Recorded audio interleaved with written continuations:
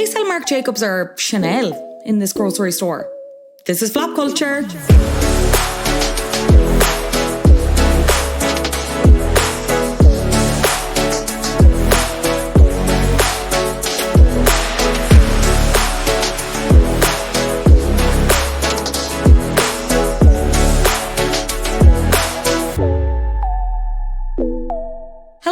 You are listening to Flop Culture, a podcast where we mainly talk about flops, but we also occasionally talk about bops and celeb goss with me, Fionnuala Jones, your host, master of ceremonies and flop queen. I'm thrilled to have you here. There is lots to talk about, so let's get into it. Glen Powell and Sydney Sweeny. Are they? Aren't they? Who are they? She's everything. He's just Glen. Yes, they are two actors. You might have seen Glen probably most recently in Top Gun Maverick.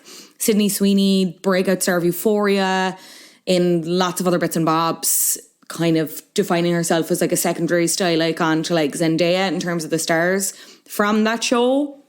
Most recently just walked at the Met Gala, looked incredible. There have been a lot of rumours around their relationship status, Glen and Sydney's. So they just finished filming a rom-com together called Anyone But You. And why this is kind of interesting is because they are still, maybe, timelines unknown, who knows, were in relationships with other people, but now fans have kind of gone mad looking at these interactions with them at conventions, kind of outtakes between filming, the people have spotted on set. People reckon they're very cozy, right? And people are kind of throwing up the age-old question, is this a thing where you shoot the movie together and you fall in love, yada, yada, yada, right? So basically, Glen Powell was in a relationship with someone called Gigi Paris, must be her confirmation name, a model, but she seemingly kind of announced their split earlier this week, and then I think it was confirmed to people then or someone that they had like secretly split, which isn't the correct use of the word secretly because then nobody knows about it, but people knows about it. Anyway, they seemingly broke up after the fact of all this.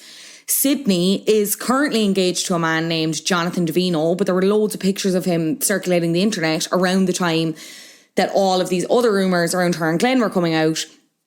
Basically showing photos of him carrying a load of things out of their house, seemingly. So then people were like, oh, okay, they're dushed. But then they were photographed together very recently, as in like a couple of days ago, going for dinner after those initial photos. So maybe they're not. But she is also apparently not wearing her engagement ring anymore. So read into that what you will. As far as this movie goes, as I mentioned, it's Anyone But You. It's R-rated. So like lots of nudity, basically. Lots of baps and jabbers out. And yeah, Will Gluck is directing it. He is actually the guy behind Easy A and Friends of Benefits. So he's a good track record with rom-coms. They only wrapped filming last month, so April. There's no release date yet, right? And that's important because of what I'm going to talk about at the end. It's actually a very loose adaptation of a Shakespeare play, Much Ado About Nothing. I was about to say Anyone But You, but that's what the movie's called. And it's basically like their college arch nemesis and they reunite after graduation for this destination wedding. And at this wedding, they pretend to be a couple for their own personal reasons. Like so far, so Bridgerton, right? Without the dresses. But through pretending, they actually fall in love. It's giving enemies to lovers, etc., etc.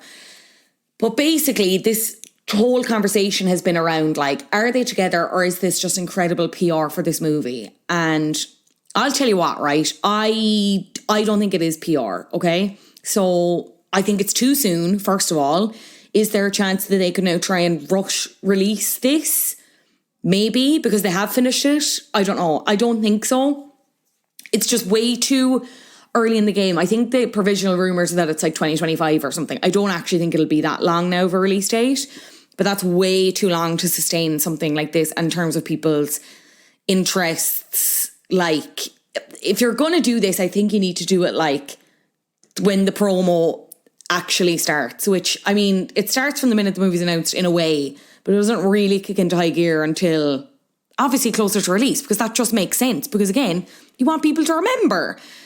I I think it's too soon. I think maybe they're dicking around and they're together now and love's young dream and whatever. I think it's more realistic that they're like together and it wasn't PR, but it's like will potentially be really good PR if they're still together by the time this comes out. But I don't think it's like deliberate. No, I don't think so. I don't know. What do you think? Are they together? Are they not together? Is this all fake? Have we all been suckered in? I don't know. I just think if you're going to be doing PR as well, you need to be doing more than like the clips I've seen. Yeah, they look very cozy. They look very friendly. They look like they kind of want to jump each other. But in some ways, she's like calling him Top Gun and they have all these cute little pet names. Like if you're not literally in each other's armpits on the red carpets, I don't care. Like take a leaf out of Oscar Isaac's book. You know what I mean? We all thought that him and Jessica Chastain were fucking and all he was doing was checking if she had BO. You know what I mean? Just grazing her arm, just like admiring moisturizer. And then they never spoke again after that. And we were all like, oh my God, I've never seen a hornier man for a woman. We were agog. So Glen, that's what you need to be doing. Or look at Lady Gaga and Bradley Cooper.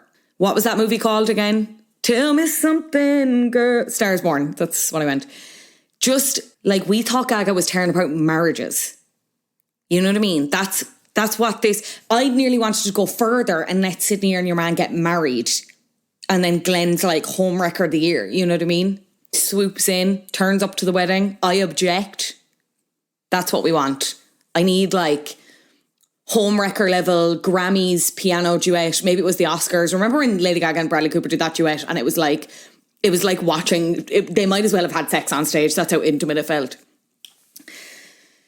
But anyway... we'll see about that. Maybe we'll organise a group flop culture trip to the cinema to see Anyone But You. Hopefully it's not one of those really annoying streamer-only releases because that would be much more irritating to organise. But anyway, let me know what you think. Real? Not real? Get in touch at flopculture_pod everywhere on social media.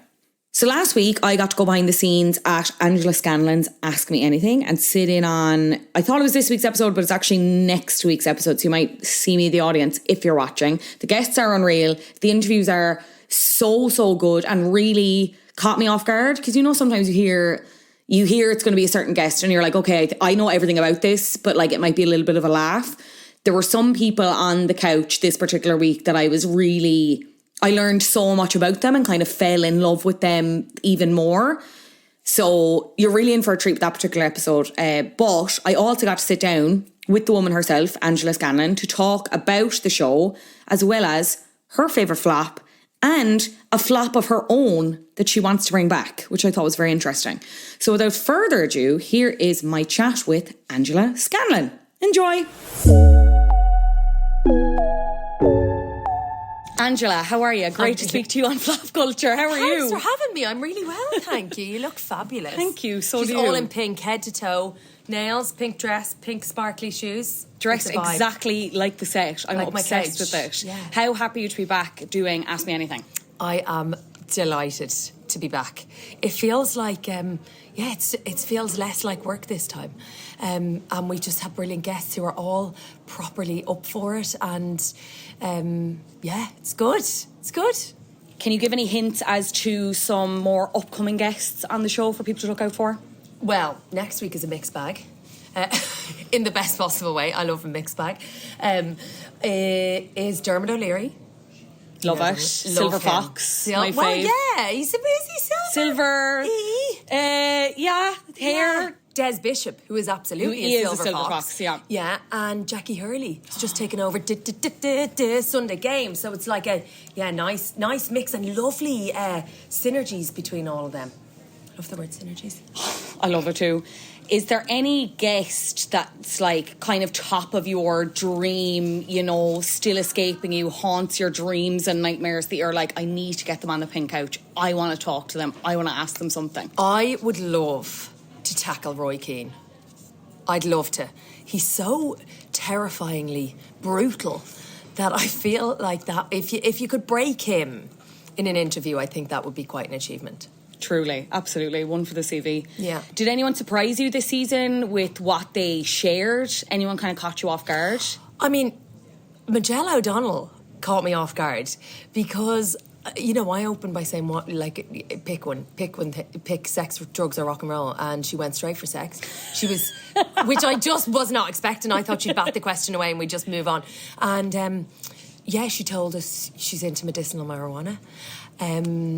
She talked quite in like a bit of depth about her goings on with Daniel in the room, and that just was not like Daniel leaves £50 notes on her pillow when he goes away. I was like, babe, I feel that's offensive, but she didn't. She thought, no, it's nice, it's lovely, which it actually kind of is. I'm raging I don't get money left on my pillow. Yeah, no, he sounds like my dream man. If he wasn't before, he is now. He's fully dream legend. Oh, yeah. Love him. Angela, the show is called Flop Culture. It's all about our favourite flops. So I have a question for you that's kind of two-pronged. You've obviously done a lot of TV, extensive broadcasting work. I'm wondering if there's a project that you were involved with that, you know, maybe was axed before its time or was unfairly criticised by critics that you feel so strongly about and think people should give another chance. Oh, I feel so... You don't even have to finish the question. Robot Wars was a show that I did with fellow Irishmen for the BBC we did 3 series, right? It was a reboot of a show that Craig Charles had done back in the day. Oh, I know it. Angela, you don't need to tell me. Okay. I loved Robot Wars. Our one or that one? Both. Okay, fine. So... Anyway, I felt like we were just getting into our stride. We were 3 series in. We had now we had a couple of million viewers every Sunday evening. Anyway, they put us up against Blue Planet, which was David Attenborough, and it was also a family audience, which was what ours was. But anyway, sorry, this is not about me.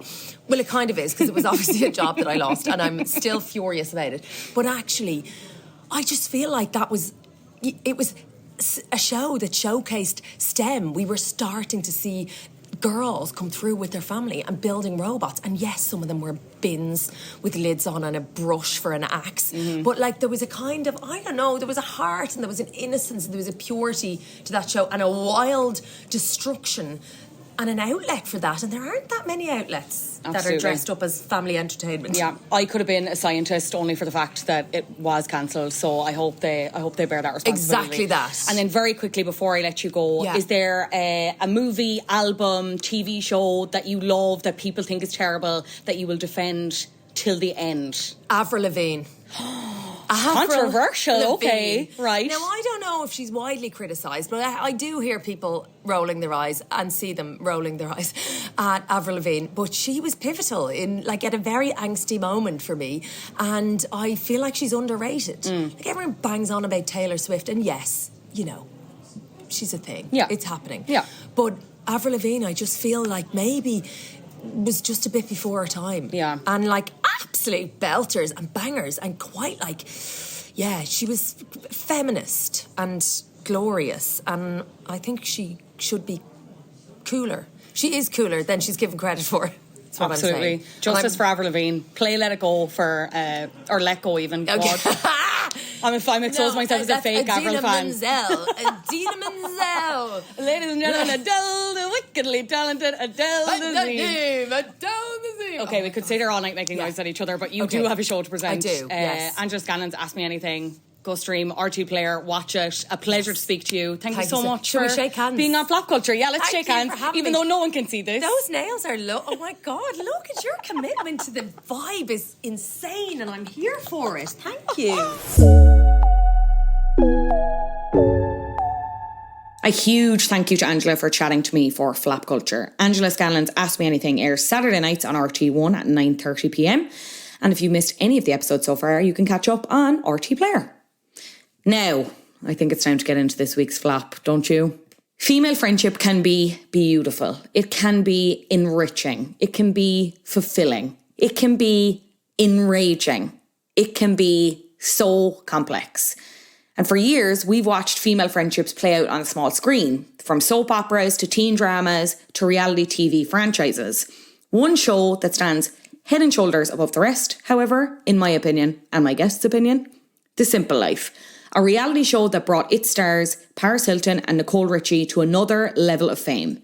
But in doing so, it also put their friendship under a microscope. Joining me to discuss The Simple Life is writer and podcaster Sophie White. Sophie White, thank you so much for joining me on Flap Culture. How are you doing? I am great because I have been steeped in this week's flap for a couple of weeks now, actually. It's been so exciting just revisiting the noughties decade in which I came of age and the golden age, I believe, of celebrity reality TV. Yes, they just... Watching this, they don't make them like it anymore, that's for sure. What did you pick? The Simple Life. Oh! With Paris Hilton, Nicole Richie, if anyone needs reminding. I mean, I'm surely not, because it was completely iconic and remains iconic. What's your first memory of it? So I was trying to think about this on the way over. I was like, where was I actually watching it? Because it was a Fox production originally, and then it moved to E later. I think I was watching it on Sky, and it was like out in 2003, which was the year I was leaving school and starting college. And I wasn't like devouring it at the time, but like Paris Hilton as a presence was just like, she was kind of omnipotent. She was kind of, she was in the water supply. She was just in the air we were breathing and had been for several years, like as this heiress, it girl of New York. And it was just this thing. I just had this hyper awareness of like these two girls and the kind of how The Simple Life came about, which was basically that they wanted their comedy department in Fox to come up with a kind of a new style of show that like revisited the kind of like weird high concept sitcoms of the 60s. So like there was this sitcom that was like, really rich family moves to the deep south in America, hilarity ensues. And that was like fictional sitcom. So then they were like, let's do that, but kind of update it. And basically Paris Hilton herself, she was aspiring kind of model. I mean, really, she didn't need to be anything at all, to be honest. She was just on the scene in New York, fixture on Page Six, had been out like partying professionally since she was 13, apart from a brief stint in essentially an industrial school, which we will go into. Yeah, it's so weird knowing that now and watching this. Like, it's a bit like the juxtaposition is like, what the hell? It's crazy. I know. So she went into this, she was in meetings with Fox already, meeting with just like the casting director of like the department, that kind of way. And basically this casting director just kind of fell in love with her and was like, she's kind of a total original. She's lives essentially in this alternate reality, makes no apology for it, and is kind of naturally sort of like hilarious. Now, I don't know if that's slightly overstating things. I definitely think Nicole Richie was just an integral part of why that dynamic was so funny. But basically they kind of blended those ideas. They said like, hey, let's get Paris to each season kind of like go and spend time in like, kind of quote unquote, like, country America, doing kind of menial labor. Again, with the 2023 lens, it's really bizarre because actually that she spent a good portion of her teens doing menial labor in these really, really toxic, abusive environments that her parents had sent her to try and like kind of just stem the partying a bit. But anyway, so the first series, they needed her to team up with someone. And it's really funny now because the narrative at the beginning of the series was, Nicole and Paris have been childhood best friends. Nicole is the adopted daughter of Lionel Richie, and she is like basically come up in a similar like state of like extreme privilege. And so they were supposedly lifelong best friends, but actually she was about fourth on the list of like who was going to come to do The Simple Life of Paris. And there was other people that they'd floated was like one of Rod Stewart's daughters, Kimberly Stewart, exactly. Another one was like the Johnson and Johnson heiress. Can't remember her name. She sank without a trace, presumably. But anyway, never to be mentioned again. They finally got Nicole Richie on board, and thank God, because their dynamic is totally addictive. And like all of the humor like really stands up, I think. I mean, there's so many really, really dodgy, like, you know, just throwaway comments that we would never ever like think of using now, but like at the same time, like there's one where they are so obviously basically, sorry to like, so I don't skip ahead, the first season they went to Arkansas and stayed with this family, and like in the very first episode, it's just like perfectly setting the tone. This family are like farming family, and they're like, you know, talking the girls through all the like the jobs and chores they're gonna have to do and stuff like that, and like they're living with this family, and at dinner on like one of the first nights, Nicole Richie says something like, I hear everyone kind of just like, what do you do around here? What do you just like hang out at Walmart? And Paris Hilton is like, what's Walmart? And like everyone, it's just like, Do they sell walls? she was like, is it wall stuff? It was amazing.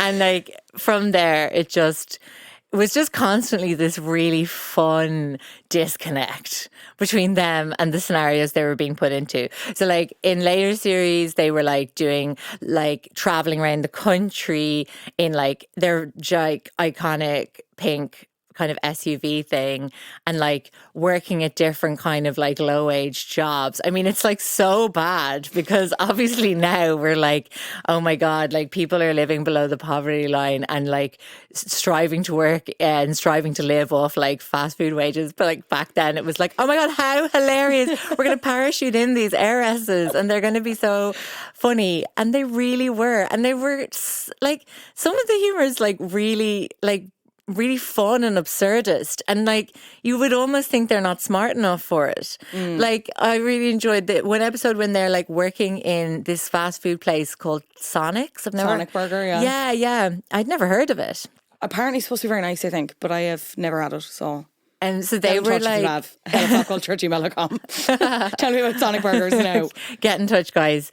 And like they were kind of like charged with changing the signage outside. Like it's kind of on the edge of like what looks like a massive kind of freeway, basically. Yeah. And they changed the sign to be like half price anal spice wiener. And like you're just like, I don't know, they're kind of like funnier and like riskier than you think they would be. Like they don't give a shit like of how they're coming across, and that's amazing. It is that humour, because it could have very easily been they turn up and they like, look, they are turning their noses up at a lot of the jobs, but they are kind of getting stuck in other ways and having their own fun. There's an episode in the first season as well where they're at this like this old folks home, I think, and they're learning how to quilt and like make those square quilts. And Nicole's like, but how do we make this like edgier though? Like, how are you not bored just doing square after square? Like, what about cigarette burns? You couldn't script it in some ways. Like the stuff they were coming out with, it was just...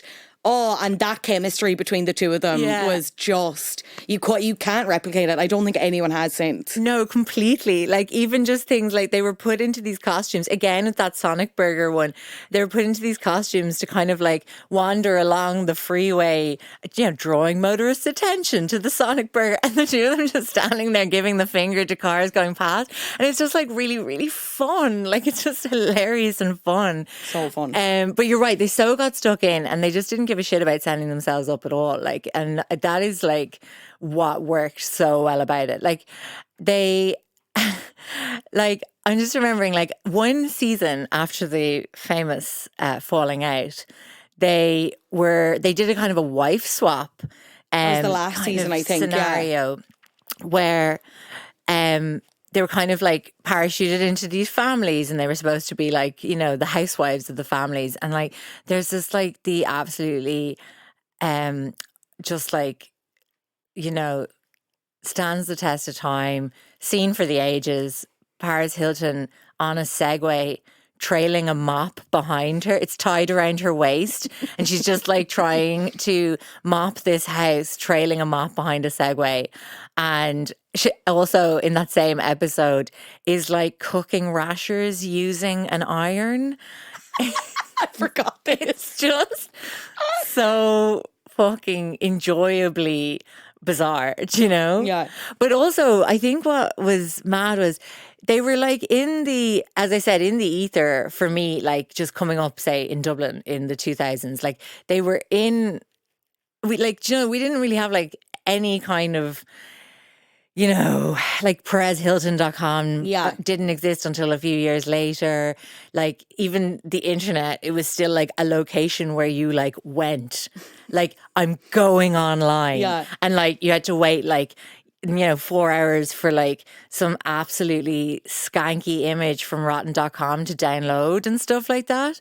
So like how I had access to any news about them, I'm still kind of hazy on, except that they were everywhere. And the funny thing is that it wasn't until going back and like Paris Hilton's obviously documentary and memoir are like recently out, and also going back and just like revisiting it all for this, I was like, it's actually their real life trajectory was like so like unbelievably dark around the time that they were filming this like fluffy, light, funny TV series. And like I didn't know this, for example, that like so they both were just like mega partiers all through their teens, and like they were getting like Paris Hilton was getting like paid appearances before she was even of age to be in the clubs, and like making insane money to come and be in the clubs. And like they were already like being like intensively scrutinized by the press. Like, there's the famous photo of Paris Hilton out with Lindsay Lohan and Britney Spears. And it's really funny because they are now emblematic of the wronged women of the noughties that were all revisiting their stories and being like, oh my God, we absolutely chew them up and spat them out. And then like took a shit all over their chewed up mess on the ground. Like it was just like the misogyny was so rampant and really like perpetuated by women as well as men. Like it was, we just had this incredible appetite for their lives and just incredible internalized misogyny towards them. And so like there was times when Paris was like a teenager, like 15, 16, where they talk about how her mom, Kathy Hilton, sorry, we haven't even said she's heiress to the Hilton fortune. I mean, I think we all know. I think most people know. Just like for any of the aliens that are listening and are like, wow, this Paris girl, she seems interesting. Wonder what her deal is. I think we're here. Nepo baby. Oh, thwarted again. I feel like anyone who's on pop culture has like probably an encyclopedic knowledge of all this. So, Kathy Hilton was like doing things like ringing the New York Post when Paris was like 15, 16 to try and find out where her daughter was, because she knew that photographers for the Post had a better idea of where her daughter was than she herself did. And the mad thing is like Nicole was following a similar kind of trajectory as the daughter of Lionel Richie. Now, she's the adopted daughter. She was adopted at 9. And so her biological parents, the dad was Lionel Richie's like drummer. Yeah. And the whole adoption scenario actually sounds really weird. Like, it sounds really sad. Like her biological parents just like couldn't argue with the fact that she would have a life of privilege and never wanting for anything if they kind of allowed the Richies to adopt her. And the Richies had been having fertility issues. So it's like really weird because her biological aunt wrote a memoir later that was like, Nicole, I think her original name was Escovedo. Nicole Escovedo like was just gone from us the day that she was adopted. And like she kind of goes on to say like that the rest of the story isn't hers to tell. And it's very like sad. And it's like, did those parents like desperately not want to like give her up for adoption, but at the same time just so desperately wanted the best for her? Yeah. And then like the irony is, of course, that she like just got into drugs at the age of like 13, 14. And like I had this like total innocence about me where like I'd be hearing about Paris Hilton like partying like all night long, and I'd be like, geez, she has amazing stamina.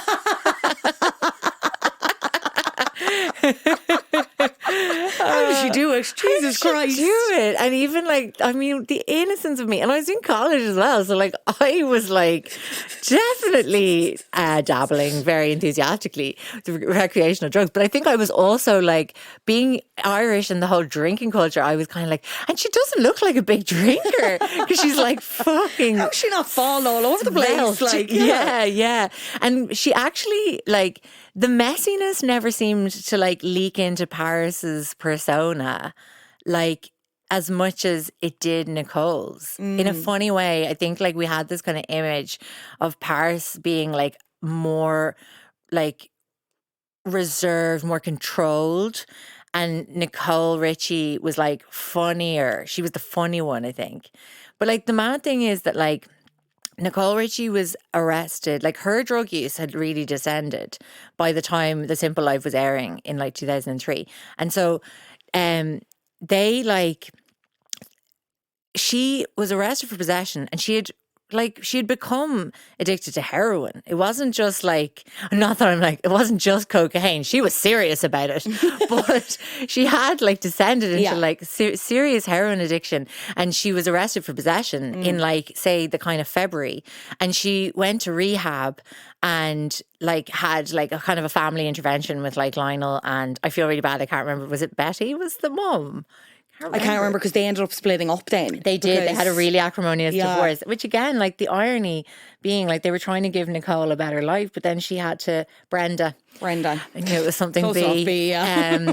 Yeah, she then had to like basically be like hamstrung between these two really volatile like people who hated each other basically. So anyway, she was like arrested, rehabbed, and then shooting The Simple Life a month or so later, which is totally wild. And like looking at her on the first season, she seems like they're really, really embodying the kind of carefree, like, well, Nepo baby, you know, extraordinaires. Like in the very first scenes of The Simple Life, they like casually drop like 50 grand shopping. And it's like The Simple Life really revels in the like money side of it. Yeah. Well, sure, they come into their going away party, which is like hilarious because they're going away to shoot. It's not like they're going away to shoot a TV show, you know what I mean? But they arrive in on a helicopter. Like it's just completely bananas. And it's so fun for like Housewives fans as well because like Kyle's at the going away party and you're like, oh my God. She loves to make an entrance. I know, I'm her aunt. I'm like, I know you from Real Housewives of Beverly Hills. You are way more than Paris Hilton's aunt, Kyle. Do not do yourself down. You are an icon of reality TV yourself. And yeah, you're right. It's like in the garden of this fucking mansion. Like it's unbelievable. And I think it's kind of interesting as well because like Clueless had been out a couple of years before. And like we had this kind of sort of prototype of this like of the really young wealthy girl and the kind of the fun, the humor and like the like fun of it. So I think that there's kind of like a connection in that, like why we didn't resent them really. Now maybe we weren't thinking deeply enough, and certainly a lot of TV critics were thinking a bit more critically about it, but like as an audience I don't remember feeling resentful of all their shit. I was just like, oh, this is just absolutely gas. Like, yeah, I have I only got into it around the third season when they were doing the internships. Oh yeah. So I think it was on T4. Now I obviously knew of them previous and knew of the show, but just couldn't access it because of telly and whatever. Yeah. And I remember thinking it was like a bit gas, and then kind of watching this first season back for this, I was like, it's a bit like the fun is still there and I still really enjoyed it, but it's funny that kind of split and watching it as an adult and being like, this wealth is quite simply absurd because of their connection, because of the humour, because there was still such a thing. And like, yes, okay, you are this insanely wealthy Nepo baby, I can never relate to your life, but they're still doing like the juvenile kind of teenage things, as you mentioned, like they're writing the anal on the board and stuff, or like just trying to get with boys, and they're out in the club, and like Nicole's like, I'm such a slut, whatever, like, and Paris is like, ha, like cackling along as she's kissing like her second or third fella of the night. Like I'm just like, that was like, we were all at that in ways as teenagers, like, you know what I mean? It was That's it. Their friendship was so relatable. Like it was mad how similar, apart from all of the like I suppose, like top quality class A's. It was that wasn't relatable to me that personally. wasn't as relatable, but like all of their just like hijinks, taking the piss out of each other, and just like, you know, occasional bitchiness. There's that like infamous scene where, so like everyone knows that like Kim Kardashian was essentially like an assistant to Paris Hilton, and Organised her wardrobe, like, and look, it's just how someone needs to study that trajectory. Like, I know the wheels within wheels of American reality TV is so enjoyable. Like, because you're just going through these kind of like, you're combing through the annals of reality TV and just like looking at how it all spiders out into like just spin-off after spin-off, spin-offs within spin-offs. It's so funny. Like, so when they, God, yeah, their going away party was insane. And then like the year that the show came out, like so much happened to them just within that year. Like I said, like Nicole Richie was like, I presume experiencing heroin withdrawal, like while like being quippy and hilarious on this reality show. And like, then it was later in the year that the Paris Hilton sex tape leaked. So the show was like slated to air in like, I want to say December. And the sex tape leaked just weeks ahead of the show, which led to like conspiracy theorists being like, okay, it was an inside job. PR, yeah. But like it definitely I definitely think it wasn't. I think I don't think it was either. You know, revenge porn, like clear and simple. And it was basically her ex-boyfriend, who was a lot older than her, Rick Solomon. Wait for it. Pamela Anderson's husband twice over. Again, wheels within wheels. Like, what is it with Rick Solomon's proximity to leaked sex tapes? It just seems like the worst, man. The worst. Man. So bits of the sex tape started leaking in dribs and drabs, and then it kind of emerged that it was actually like a longer tape that was like 40 minutes long. And so eventually Rick Solomon managed to like monetize this leak and called it, like literally packaged the sex tape and called it One Night in Paris. Do you remember that the most bizarre aspect of this entire incident was that it was dedicated to those lost in 9/11? Do you remember that?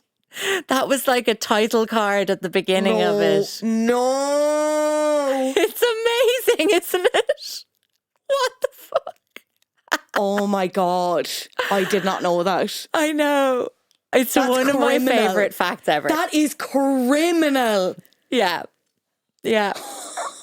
It's so amazing. It's amazing.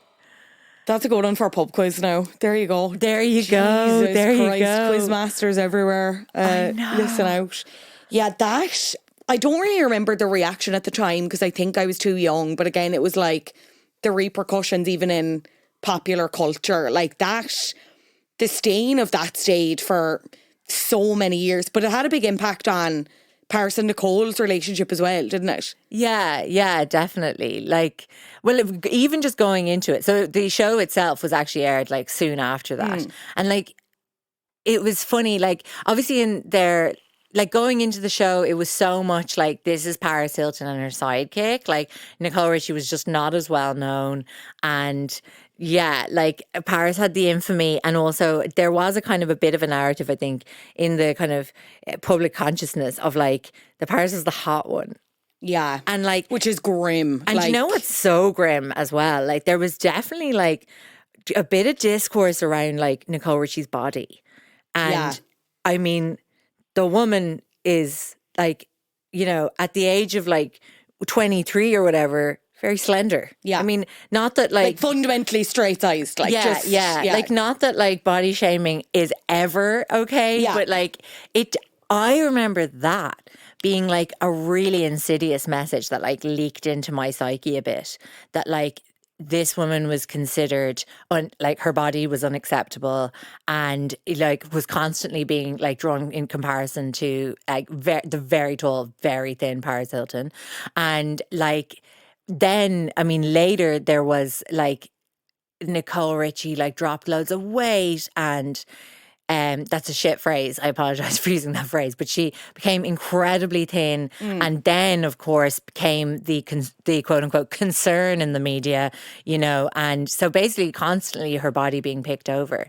But right before they aired the show, to go back to the sex tape for a minute, like they did kind of try to kind of do something with the narrative, but it was mad just how like insanely unacceptable it was for a woman to like, own her sexuality in any way. And obviously Paris, she didn't own that bloody sex tape being leaked, and she did not consent or participate in any way.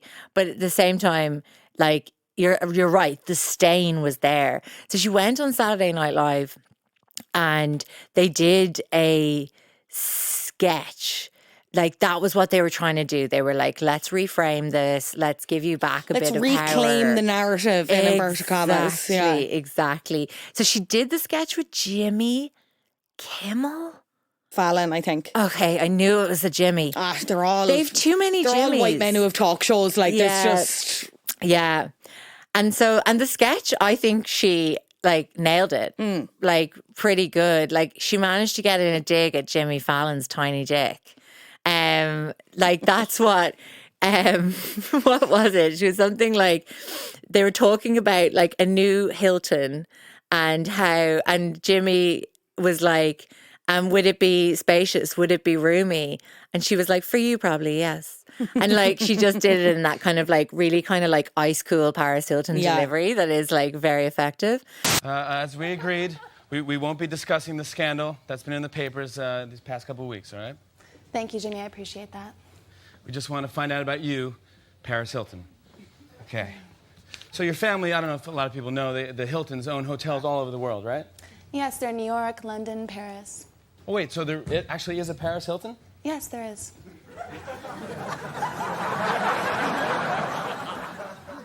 Is it hard to get into the Paris Hilton?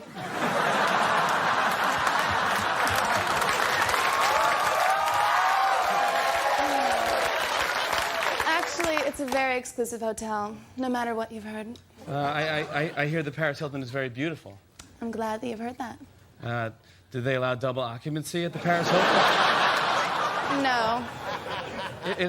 Is the Paris Hilton roomy? It might be for you, but most people find it very comfortable. But yeah, it's just like such an amazing collision of all of the kind of naughties mores, like a reality show, a sex tape, drugs. They were constantly getting arrested for DUI. Constantly. So we also have we have all the pap shots, and then we have the mug shots. And like the thing I cannot get my head around, I know LA is a city of driving, but like you are so unimaginably wealthy. Why don't you have a driver? Yeah. Why are you driving? There was also really famously, Paris Hilton was like one of the celebrities who was targeted by the bling ring. I can't remember, have you done an episode on the bling ring? We did an episode on Pretty Wild. Oh, that was it? Yeah. Oh my God, I loved that Another episode. Another perfect reality show, I will say, albeit dark. But, why only the one season? That's criminal. A crime. I absolutely loved that episode with Carla. Yeah. Carla's... I want to say fanaticism is only matched by my own. I absolutely love that. And Paris is one of the celebrities targeted. And the reason they targeted her was because they thought she'd be dumb enough to just leave the door unlocked. It's so harsh. And these are just so mean, bratty little teenagers as well. But they weren't wrong. They were, in fact, proven right. Well, yeah, basically from like some kind of Google Maps, they managed to work out a kind of a gap in the compound where they'd be able to like scramble in. And then they just found a key under the doormat. The classic. I mean, again, so you are too rich to be doing that. Like, give your keys to someone else. Like, you know what I mean? Surely, get a lockbox. Where's the security? Why is there not a guard on the gate? But then they didn't even need to use the key that was under the doormat because, the door was open. Oh my God. And I think they actually hit it repeatedly. And there was definitely some story about how they stole something like 40 or 50 grand's worth of clothes, jewelry, everything. And it was quite a while before Paris noticed she was being robbed. That's how wealthy I want to be, that I don't notice that I'm actively being burgled. Like, that I'm not noticing shit going missing. Like, that's a comfortable level of wealth, I think. Oh, completely. So anyway, I mean, like, obviously I suggested The Simple Life because I'm just obsessed with celebrity friendships and celebrity fallings out. And so, like, one of the most famous, I believe, ever is the parting of ways of Nicole and Paris. Now, obviously, because they were contractually obliged to be best friends, they couldn't quite part ways. No. They couldn't make a clean break. So what happened was they did, like, 3 seasons of The Simple Life, happy days, but like there was rumblings that like, oh, they're not talking, oh, sources close to, and there was also like definitely like some shit stirring in the media. Like, so there was a few times that Nicole Richie was asked how she felt about like the pay gap between her and Paris Hilton, and there's like moments on mic where it sounds like it's only slowly dawning on Nicole Richie in real time that there might be a pay gap going on, and she's there like really bewildered, and she's like, we've never discussed it. You can hear the scales falling from her eyes. So yeah, it's then that they just split. Paris just started this kind of really smart campaign of like bringing her grievances directly to the media instead of the network. So she kind of like announced what felt like apropos of nothing, that she wanted a new co-star, and kind of floated a few ideas for who that might be. And then obviously that started up the news cycle of like, oh my God, what's going on with Paris and Nicole Richie, the most famous best friends in the world at this point. And so then she did the like absolutely perfect Paris line. I want to get it up here properly because it's just so Quintessentially Paris. it was just perfection. Basically, she came out with a statement being like, I no longer want to do The Simple Life. Nicole knows what she did. Yes. I remember this. That's kind of a kind of paraphrasing of the exact quote, but just so brilliant to immediately, like, just shots fired. Nicole knows what she did. Immediately, the whole world is like, what did she do? We must know. And even to this day, very hard to find any concrete reason. But the rumor, if it's true, is spectacularly vicious on the part of Nicole Richie. Evil. I was going to say borderline evil. It's kind of just truly evil. Like, it's truly evil. It's incredible that they were able to come back from that. Like, the true testament to female friendship. Woo! Female friendship endures. Yeah. So the rumor was that Nicole Richie was hosting like a party, like a watch party for one of Paris Hilton's appearances on SNL, and then at the party screened the sex tape to all their friends. Oh. It is female bitchiness that's excellence. Female bitchiness excellence. And it's peak that year. It's peak, like feminism doesn't exist. What is feminism? Never heard of her. Yeah. I'm just mad and I fucking hate her, and this is how I'll get back or whatever. Like, it's just, I know. It's a shame really, because the show did really kind of derail after that. Like, I think the first 2 seasons are like peak. I did enjoy Interns, and then the wife swap series is the 4th. I think I said that was the last one earlier, which is wrong. No, there's a 5th one where they reunited. Yeah. So like the wife swap series was basically a remedy to the fact that they were still under contract. And they couldn't really be together. They could not be together. That makes sense. And like, yeah. And so what also strikes me about the screening party is that like Nicole Richie of that time, she really was a shit stirrer. Like, the sad thing is you could totally picture her doing it. Now, at the time, she was like, no, why would I want to watch someone I know having sex? Like, just no. I've known her since I was a child. I just don't want this. But at the same time, like, Donald Trump, who'd known Paris Hilton since she was a child because he was a family friend, said openly that he had watched the sex tape. Of course. That's the other thing in terms of like just famous weirdos orbiting this family with Donald Trump, Michael Jackson, close personal friend of the Hiltons. Yeah. And like practically like a godfather to Paris Hilton.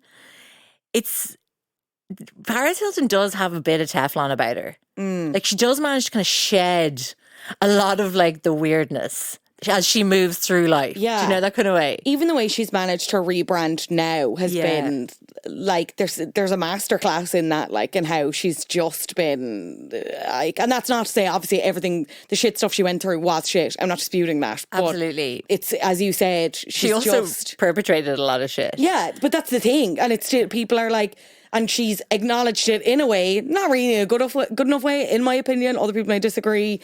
But it's kind of funny then, because it's just like she's still like catnip for the gays, catnip for the straight gals, catnip for everyone. Like there's something so fascinating and still like likeable about her in a way that I just find so strange, and that other celebrities have not gotten away with. I know, and she should be the most irritating person alive. Yeah. But she's somehow not quite. Like after the feud and the bust up, as you said, they did the wife swapping series, and the opening of the series, they were like, gals, look, we'll deal with the fact that you're not talking and you hate each other's fucking guts, but you just have to do like one scene together. And like they managed to get them in a cafe. They would not sit together. And they both entered the cafe and sat in different places. And then Paris ordered a cookie to Nicole's table that said, "Good luck, bitch." That's amazing. Sorry, that's and so then good. later, Nicole smashed that cookie on the ground outside in the car park, which was amazing. And like it has to be said, all throughout this, Paris, she may at this point in 2008 be on her like 50th fragrance. That would be very believable and plausible. The woman is like literally railing through fragrances, clothing lines, DJ appearances, like the entrepreneurial spirit. You can't argue with it. No, absolutely not. Like, yes, she started like not even ahead in the race, but like in a different race altogether. But she made a new race. She made a new race, exactly. But oh my God, she flung her image behind everything you can imagine. Paris Hilton shops, Paris Hilton like beach resort. It's just wild. If you go and just sit on her Wikipedia page, it's extremely long. It details like the apparel line for dogs. She single-handedly invented the handbag dog. yeah. She had a little dog called Tinkerbell. R.I.P. I was about to say tragically died at know. 14 years of age. Yeah. That's a good age That's to a good age. get a dog to. Especially for a dog that breed. I feel like they are riddled with health issues. Oh my God, completely. Yeah. Much like heiresses and heirs themselves, just like the gene pool is so distilled down that it's like a friggin' like an oxtail soup by the time the current heirs and heiresses are making it out of there. But yeah, like, and they did wrap the show after a final reunion. And like they had by then moved to E. And it was just, I think it had come time, like poor old Nicole Richie was like back, like having serious health problems. You know, there was speculation that it was an eating disorder. Yeah. It certainly looked like it, but they said, I mean, they came up with different stories, like that it was hypoglycemia, and then there's also it also looked very much like cocaine. Definitely. And she did go through like a relapse. Yeah. And was, arrested again. Like they were constantly being arrested. They actually were. Like there was one scenario where like Paris and Nikki, her sister, were trying to get into Japan, but like Paris had been arrested just the day before, and Japan had a bit of a rule about that. Yeah. As you'd imagine, yeah. Yeah. But at the same time, weirdly, like for all of the chaotic arrests and especially like loads of drug possession, I never came away from Paris Hilton with this like image of her as like a mess. she's just so incredibly controlled in how she presents herself that like I said, Teflon, she managed to just kind of skim the surface of the like much murkier waters. You know what I mean? Yeah, it's funny how the conversation was always on Nicole and like her struggles in a way that Paris never really got. As you said, it was us being like incredible that she's able to stay out that late. I would be in bed. I want to go to sleep even thinking about her. I know. It's so like, it's just, we were adding 2 and 2 and getting 7. Yeah.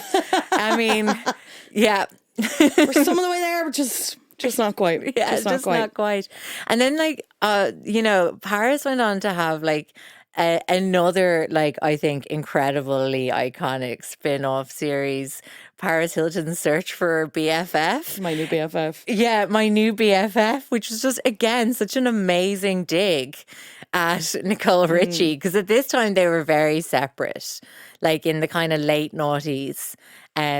Like Nicole Richie was like rehabbing her image somewhat, getting Settling into down. fashion. Yeah, she was with Joel Madden at this point. Things were getting serious. Yeah.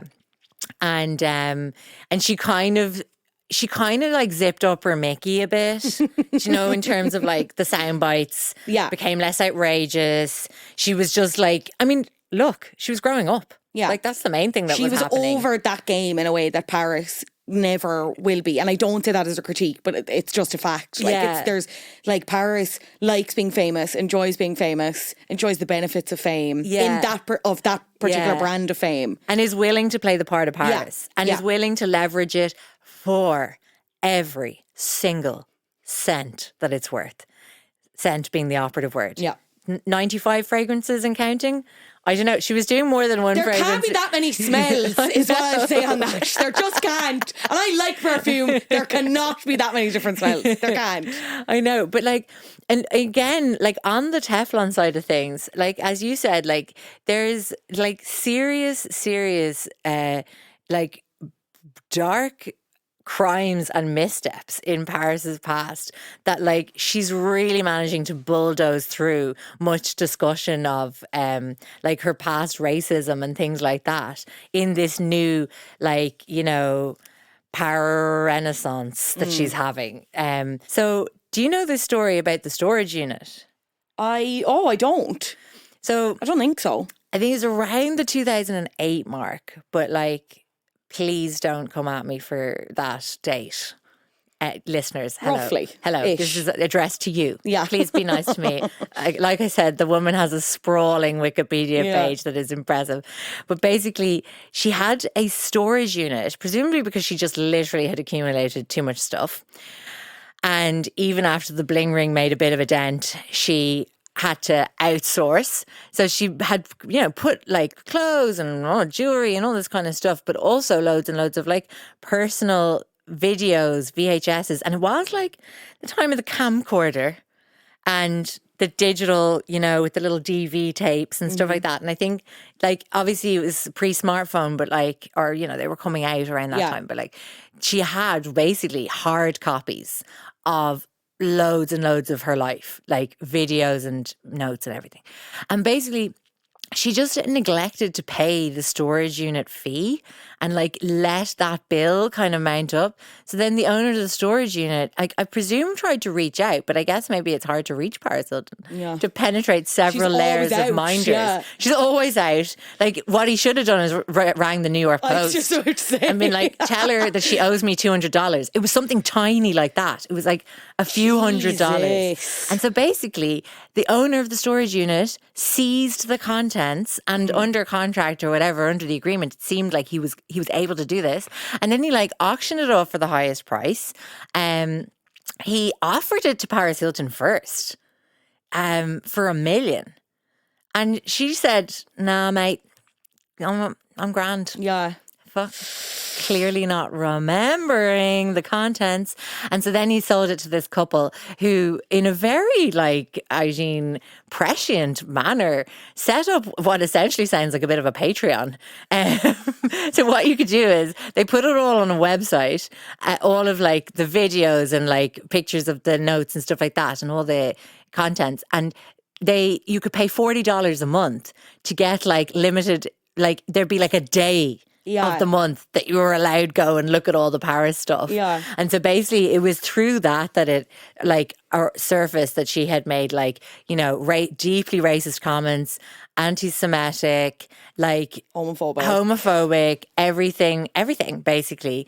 And at the time after it came out, like the publicity team were just like, yeah, she did.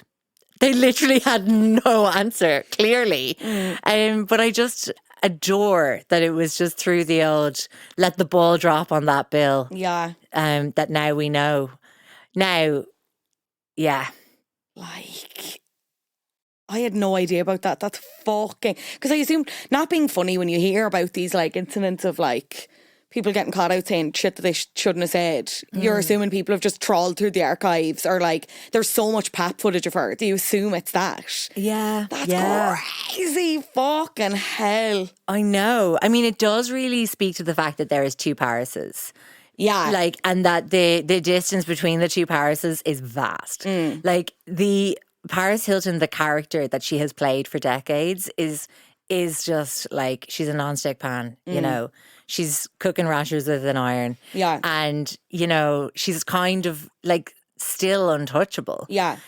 Whereas I think the disparity between like Nicole's character, simple life character, and who she is, I think is like much... I do still think it's a character, obviously, to a degree. Yeah. But I think it's much smaller. I think she just chooses not to show us any of that side of her anymore because it doesn't interest her, you know what I mean? I still feel like she's good crack. I still feel like as we talked about the simple life and how kind of not highbrow the humour was, but in just hearing them say stuff that you wouldn't expect them to say. Like, totally. I still feel like that's at her core. Like, I just feel like stuff like when we talk about reality TV and how like constructed it is, it's like it's very hard to put on.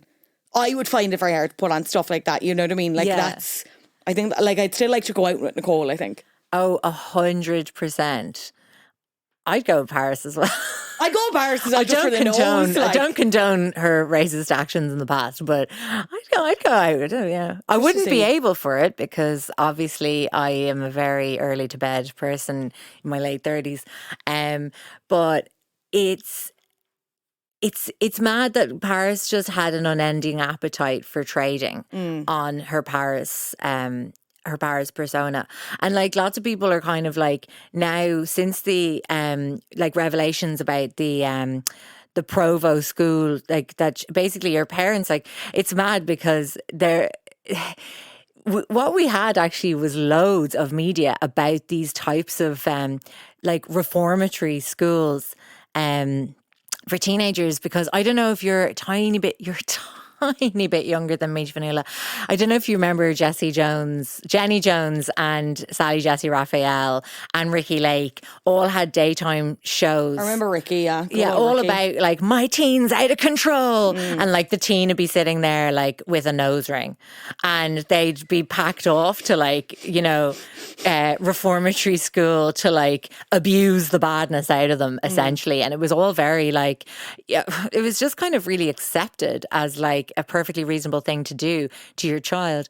And then with like Paris's autobiography and stuff like that, or her memoir, she was like revealing that like, you know, they were being put in solitary confinement. They were going through ritualistic humiliation ceremonies.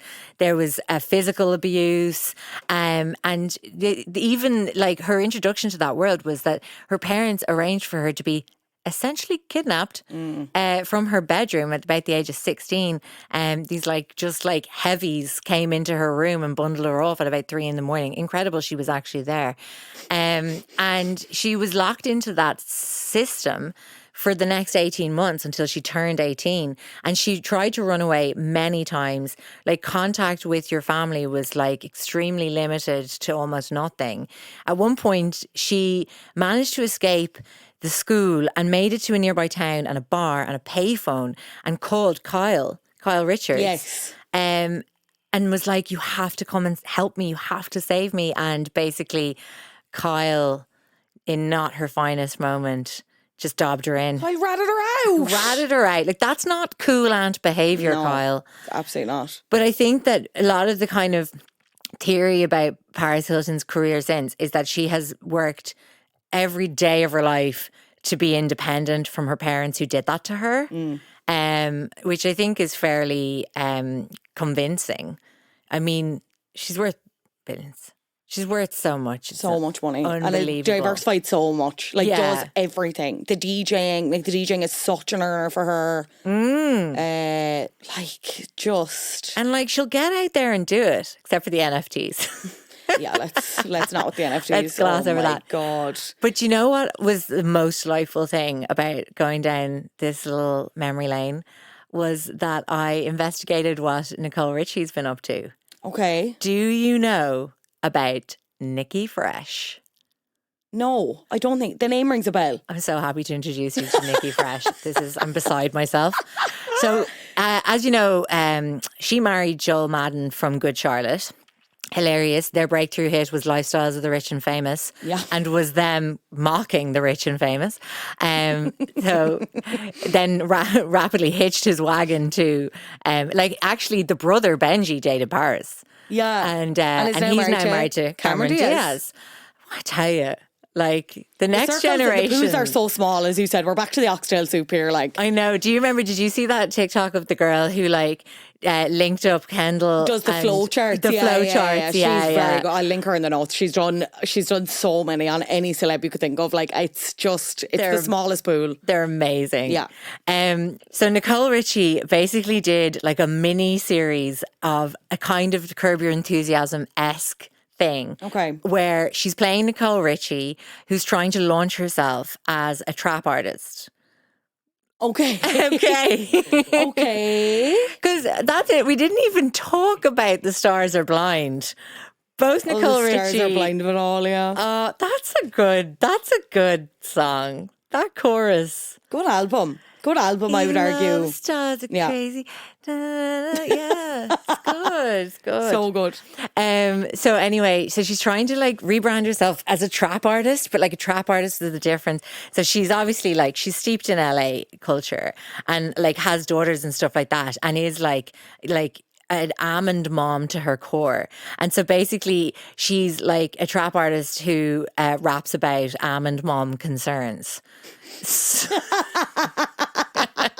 Okay, I love this. I'm on board. For example, like buying the misshapen, ugly fruit and veg at the market is one of the themes of one of her songs. Right. Do you want me to bring one up and play it to you? Please. Okay. So, the opening, so it's a TV show and there's music. And the music, I'm just going to say it, like, it's not bad. Now, I will say that I really know shit about trap.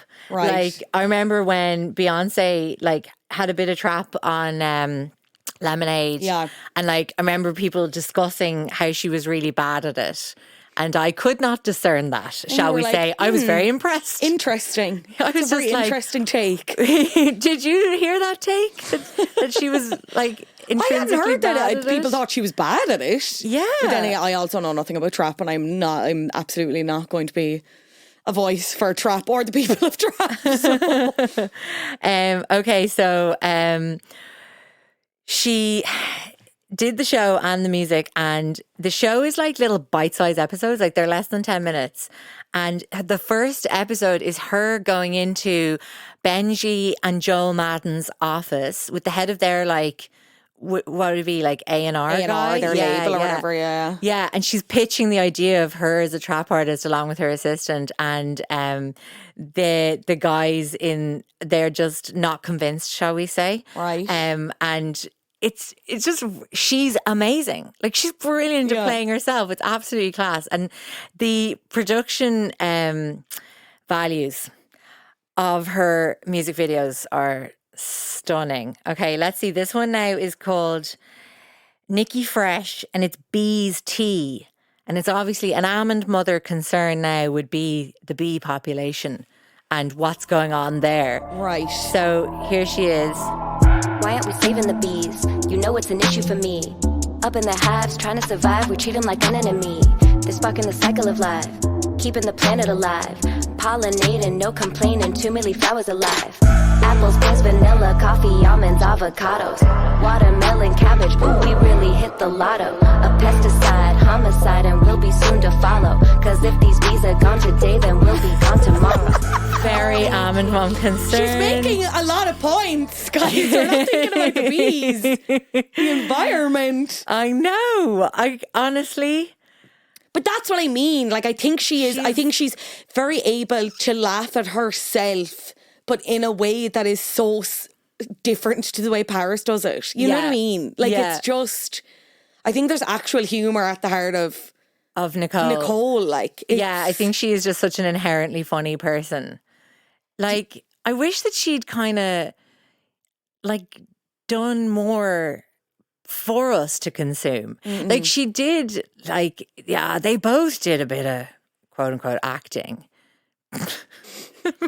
But, like, I'd love if, like, do you know the way Lily Allen's in Dreamland now? Yeah. And, like... Apparently not supposed to be very good. I know, sorry to be that. I haven't watched, so not my opinion, but... All the bite-sized chunks look so fun. Everything looks really good, but yeah, It I does was look messaging very someone about good. it recently and they were like, do not be fooled, it's bad. Sorry. Sorry. The thing is with someone like Lily Allen, I just want to watch her. Yeah. You know what I mean? She's extremely watchable and I'm rooting for her in a way that I don't really well, I do understand why, but in another way I'm like, you'll be fine without me rooting for you, like, or you'll be fine without an acting career, you know what I mean? But she doesn't think of me at all. That's why it's the same thing. Like, I think Nicole Richie has this like unending watchability and I'm like sad that like she never like, I don't know, like got on Parks and Rec or something like that. I feel like she would have really excelled. But like, I think it's kept her perpetually interesting in a way that Paris isn't anymore because we know everything about her, or near like almost everything about Paris. Whereas like Nicole, it's like because she became the cool, low-key fashion girly in the same way that like with Mary-Kate and Ashley, it's like you're desperate to be like, I know you're cool, but I wish you were more public about it and I wish I knew everything about you and tell me about the cigarette trays at your weddings. You know what I mean? Like that's... Gagging for more on them. Yeah. Please, guys. Truly. Just give us. That's a fly in the wall reality show I'd want, but we will never get. We'll never, ever get it. So sad.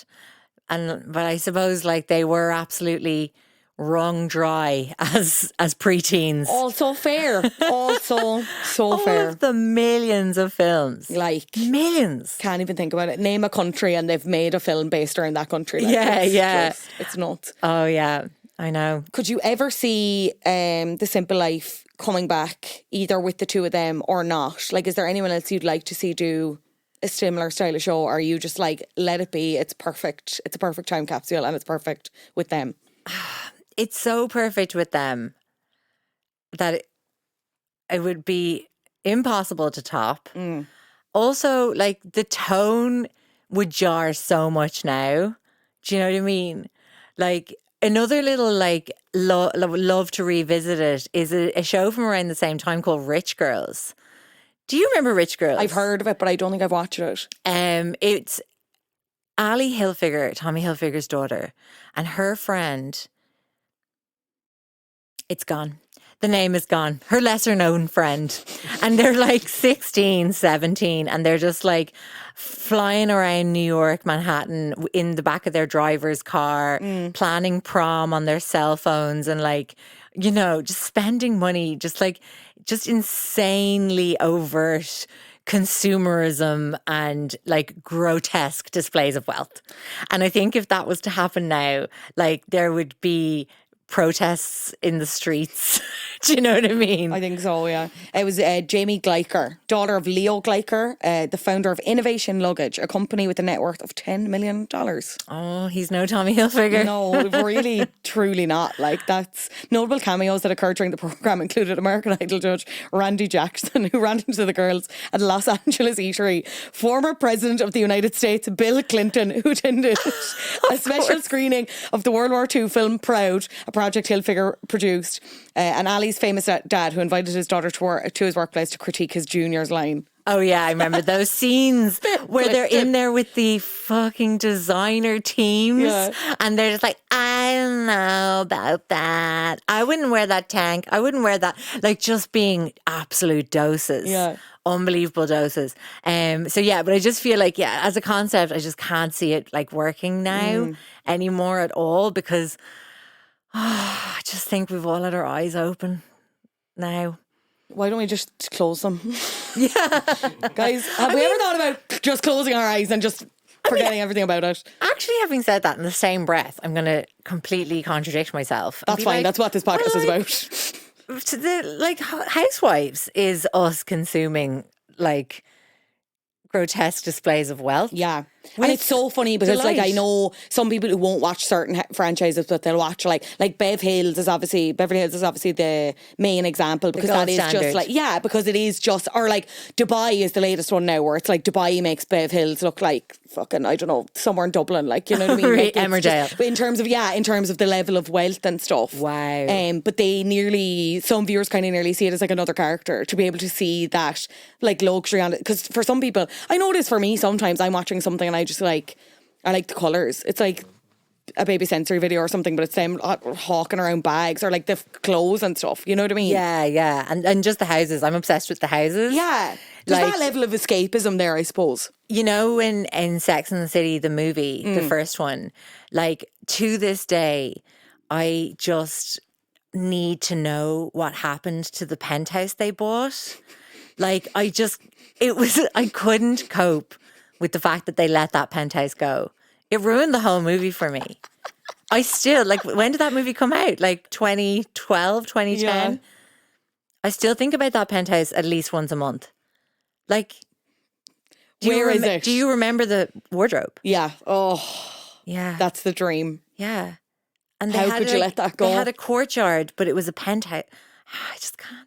I just still think about it. And then they ended up in that disgusting, brown leather walled mausoleum. Sick. I hate houses. Do you know what I did really like about, and just like that, was that there was a lot of property porn because she was shopping for a new place. Yeah. And I thought that was a genius insert on the part of the creators. I was just they know that they need to deliver some sexy interiors to help us tolerate. Help Sophie White specifically forget about the penthouse. Yeah. How do we distract her from that? Please, I need to heal. They knew I needed to heal. But yeah, I would love and you've done a brilliant episode on this, which I loved, Fade Street. Oh, I'd love a Fade Street Simple Life kind of collision of some Irish celeb friends. Yes. Joanna Vogue. Please do this. That would be good. Amazing. I would love that. Wouldn't it? Surely that's what they just shot. Remember they were filming something recently anyway. If it's not that, I'm going to be really annoyed. But yeah, that's what I would like to see. Please, God. Just like Des Bishop's work experience, but it's Joanna Vogue, Yes. Where they're working as lifeguards in pools and stuff, Always remember him with the Hoover. Yes. Especially because I worked in a cinema when I was younger and I used to have the backpack Hoover. Yeah. And every shift, without fail, it was I just forgot what gravity was. And I used to bend down to Hoover under the seats and the Hoover on my back would just slide forward and deck me in the back of the head. Jesus Christ. Every single shift. It's amazing. I probably have some kind of long-term I didn't want to say head it, injury. But maybe. You have a new book coming out. I do. Tell us all about it. So it's called My Hot Friend. I brought it with me because Adam's laughing here. He loves it. Love the title. I actually cannot claim credit for the title. My editor named it. Amazing. We'll shout out your editor. Originally it was called The Revenge Ship. And I like that as well. Yeah. Well, My hot friend is more, I don't know what the word is, it's just a little bit you get a faster understanding. Immediate, yeah. It's a bit more immediate. But actually, funny enough, because you and I were at Celebrity Memoir Book Club. Yes. Live shows this week, and we're both big fans, obviously. And I swear, the kernel of the idea for My Hot Friend came from Claire Parker of Celeb Memoir Book Club. There you go. Yeah. So do you remember, so I don't know if you're a long-time listener. I've been listening since the beginning. Not to brag.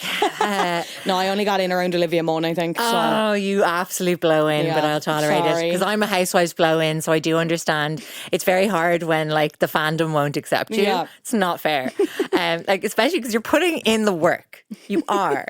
But anyway, back in the day on Celeb Memoir Book Club, Claire had this, falling out with a friend. She broke up with a friend and like talked about it hilariously, candidly on the podcast endlessly. I can't remember. I was a patron as well, so some of it might have been behind the paywall. Yeah. But she talked about how she was attending a wedding and basically the friend that she'd fallen out with was from the college friend group. And the college friend group like had not been willing to take sides, which, as we all know, is enraging. Like when your friend continues to like someone that you hate, unacceptable. No. It drives me insane. Yeah. And so she was disgusted that the friends wouldn't take sides.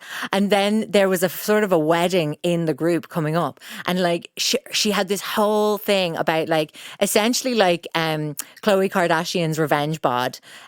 She needed to do like a revenge life so that when she went to this wedding, like all of her shit would be together. She would just like look amazing, you know, and she just like she'd be Have loads to talk about. Yeah, as you said, her life's in order. Like her life's in order. She's moved on. She's thriving. Yeah.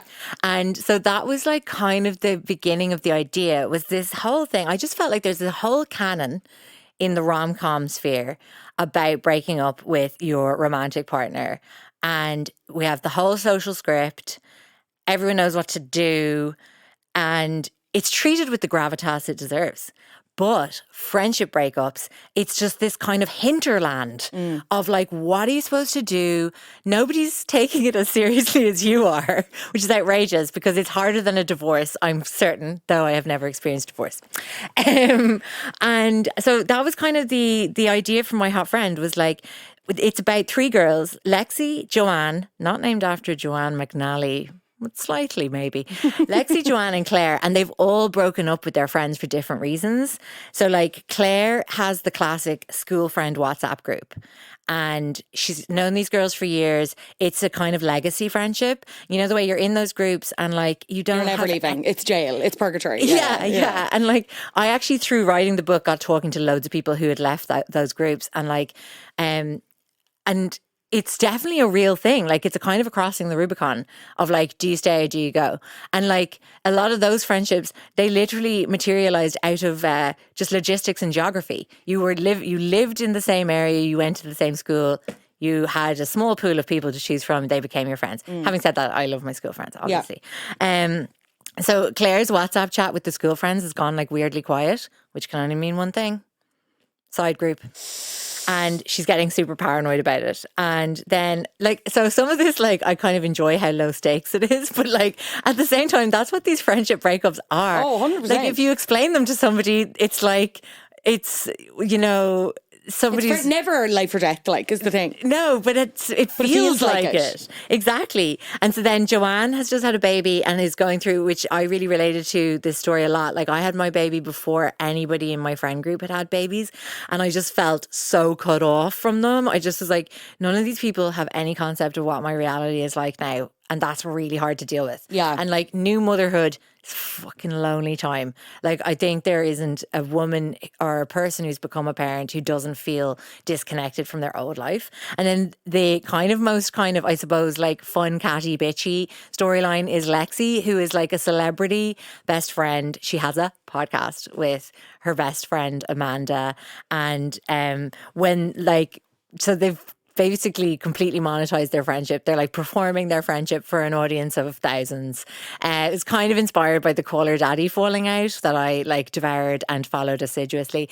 And so their breakup's extremely public. And basically for all of those different reasons, each of these women need a new best friend.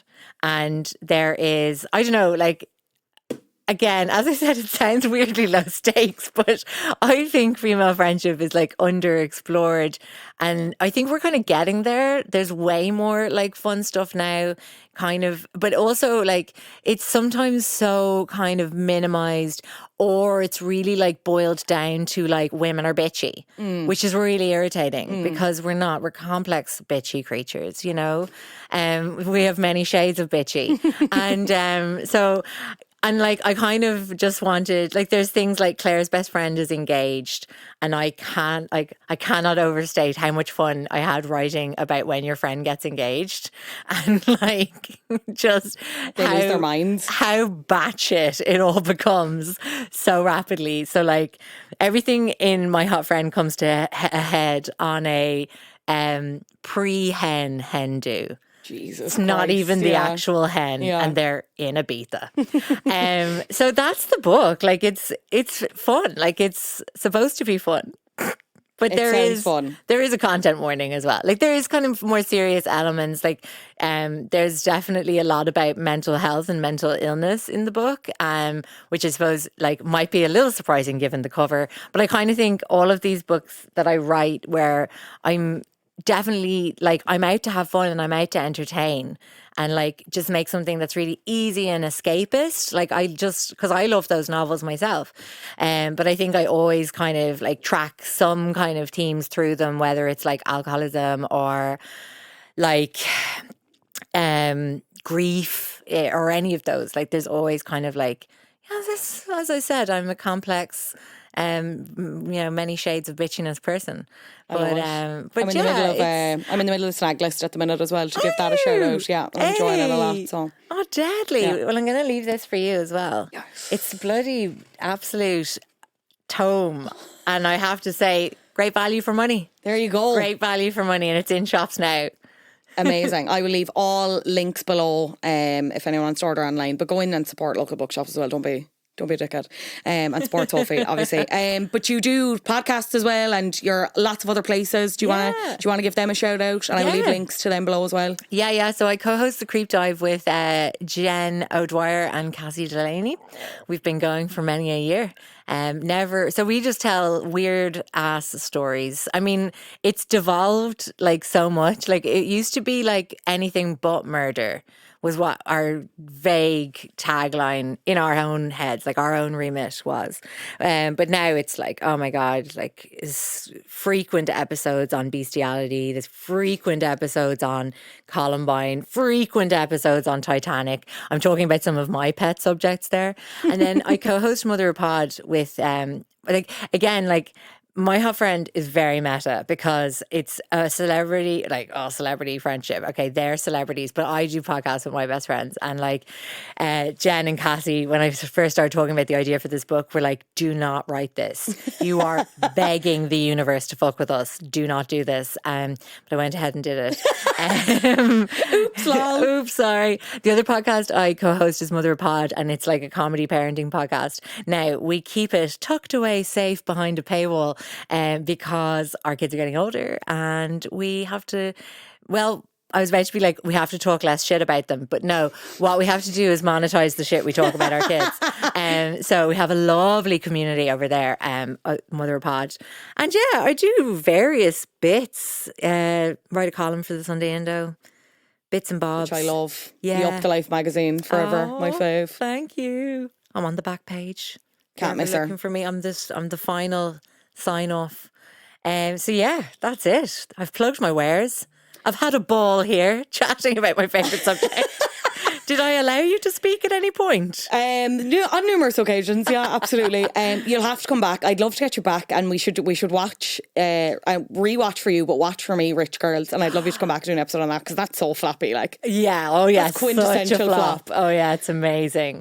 But it's been a pleasure. Otherwise, as I said, my hot friend is out now. All the links are below. Go by. Sophie White, an absolute pleasure to have you on Flop Culture. Thanks so much. Thank you. A big, big, big thank you to Sophie White for joining me. Sophie White's new book, My Hot Friend, is out now, as she mentioned, and you can also catch her hosting The Creep Dive wherever you get podcasts, and Mother of Pod at broadcast.talltales.ie. I will leave links to everything in the show notes, and I realise that every time I talk about leaving links, I say below, as if you can see where I mean. And that could be anywhere to you, so it'll just be in the episode description, just to be abundantly clear, if you're ever looking for any info like that. Finally, it is vital that we address who is top of the flops this week. You're a flop. Top of the flops this week is whatever movie executive conceptualized and then subsequently signed off on the live action version of Flounder in The Little Mermaid. Does everyone remember when people were like actively protesting over Halle Bailey being cast as Ariel and being very cross about that because the fictional mermaid didn't look how their real life mermaid, a creature that doesn't exist, didn't look the same to them in their head, right? this is what we actually should have been protesting over, right? They have massacred my boy. Let's look at live action Sebastian, right? For comparison. He resembles a real life crab, because I get that. That's a stumbling block you're going to come upon with the live action remake. They need to look like the real life thing that they're supposed to be. But he's like, resembles a real life crab, kind of has cute little cartoon eyes, right? The spirit of Sebastian is there, in my opinion. I'm like open to this new interpretation of Sebastian, right?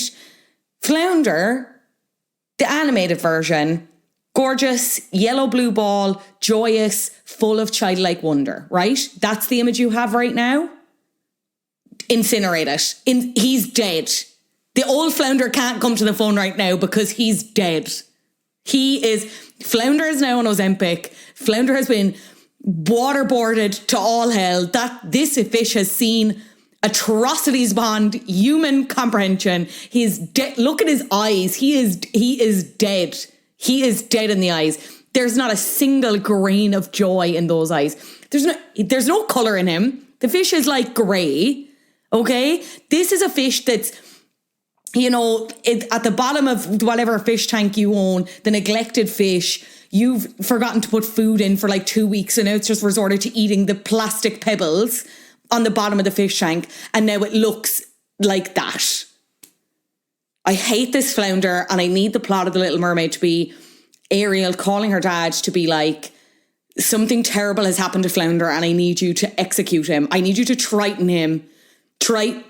Is Triton a verb? Anyway, get that big prong of yours.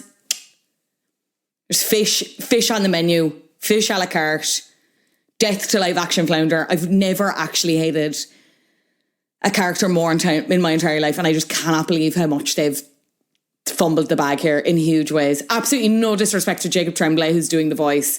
I'm sure you'll do a great job, child actor person, but this is unforgivable. This is, as an OG Flounder stan, unbelievable. Unbelievable. I'm not looking forward to The Little Mermaid now, because I just know I'll have to be faced with multiple scenes of this absolutely hollow-eyed freak. Anyway, thanks so much for listening. Please rate the show 5 stars on Apple Podcasts. If you do, I'll recommend a bop or a flop to you. All you have to do is leave your nickname in the review, and I will mention you at the end of next week's episode. You can also leave a 5-star review on Spotify. Thank you all for the new 5-star reviews and reviews I've been getting in. They make my heart sing. Makes me so happy. This podcast has been edited by Adam Shanahan. Until next time, bye.